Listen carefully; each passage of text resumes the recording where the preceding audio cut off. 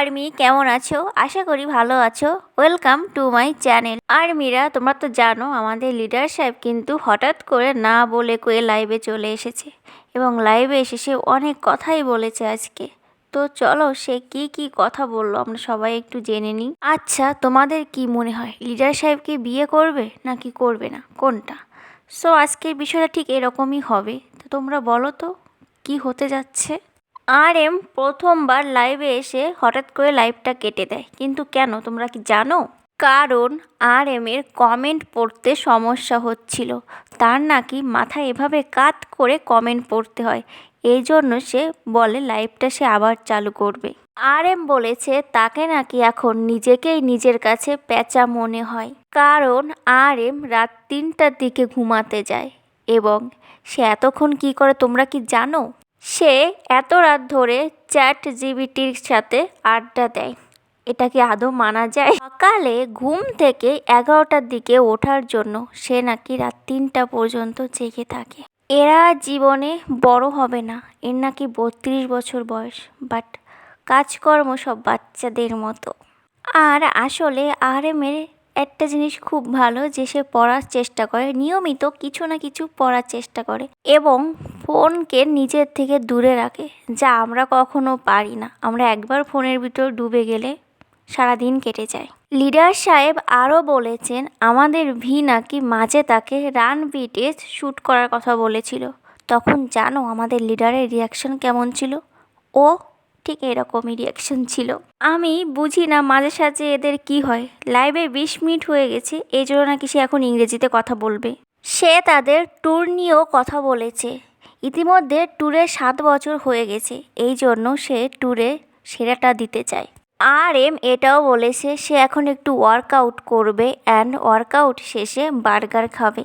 RM আরও অনেক কিছু বলে। সে বলে তার এই দিনগুলোতে প্রিয় জিনিস হলো ওয়ার্কআউট করা এবং নিজেকে খুব একা ফিল মনে হয়। আসলে বয়স বাড়ার সাথে সাথে সবাই বন্ধু বান্ধবদের সাথে থাকতে চায়।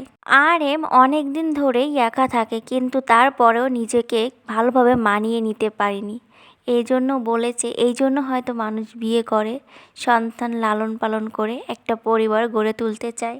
আমি এখনই বিয়ে করতে চাই এমন না, আমার মা বাবা একসাথে অনেক বছর ধরে আছে, তাদের দেখে অনেক কিছুই শেখা যায়। আমি ছোটবেলায় বলতাম বিয়ে করব, কিন্তু ইতিমধ্যে আমার বয়স 32। আমার বয়স এখন 32। আমি যদি এখনই বিয়ে করি তোমরা দুঃখিত হবে। তো আমি যত সম্ভব থাকবো বিয়ে না করেই থাকার। আমি এই কথাটা শুনে কি বলবো, আমার সত্যি বলার কিছু নাই। এমন আইডল কোথায় পাওয়া যায়? তার ভক্তরা কষ্ট পাবে এটা ভেবে সে বিয়ে না করে থাকার সিদ্ধান্ত নিচ্ছে। আসলে সবাই ইতিমধ্যে সম্পর্কের পিছনে ছোটে, কিন্তু সেটাও অনেক চাপ, সত্যি বলতে অনেকই চাপ, বিশেষ করে সোশ্যাল মিডিয়ার দিকে। আমার মনে হয় সবার নিজের মতো করে বাঁচাই ভালো। ভবিষ্যতে যদি আমার বিয়ে হয় আমার মনের মতো কারোর সাথে, তো সন্তান লালন পালন করতে হবে। সন্তান লালন পালন করার দায়িত্বটা অনেক বড়। সে আরও বলেছে যেহেতু কোরিয়াতে বিয়ে একটা অপশনাল, তো এটা নিয়ে না ভাবলেও হবে। কোরিয়াতেও অনেক মানুষই বয়স্ক। চলো আমরা সবাই একসাথে বুড়ো হই। এখনও আমাদের লিডারকে অনেক কঠিন পরিস্থিতির ভিতর দিয়ে যেতে হয়, অনেক কিছু সহ্য করতে হয়, মানুষের কথার আঘাত। সত্যি বলতে তার পক্ষে এই খারাপ মন্তব্যগুলো পড়া অনেক কঠিন হয়ে পড়ে। সে নির্দ্বিধায় সব কিছু স্বীকার করছে, কারণ সে শুধু এটার বিরুদ্ধে লড়াই করতে পারে। লিডার বলেছে আরও যে আর্মিদের ভালোবাসা কখনোই কমে না, আসলে এটা নির্ভর করে আমাদের উপর। সে লাইফ শেষ করার আগে এটাও বলে আমি কি করি বা না করি এতে কোনো কিছুই বদলাবে না। আমি ট্যুর এবং মিউজিকে আমার ভালোটা দেওয়ার চেষ্টা করব, নিজের সর্বস্ব দেওয়ার চেষ্টা করব। আমি শুধু ভালোবাসাই দিতে পারবো।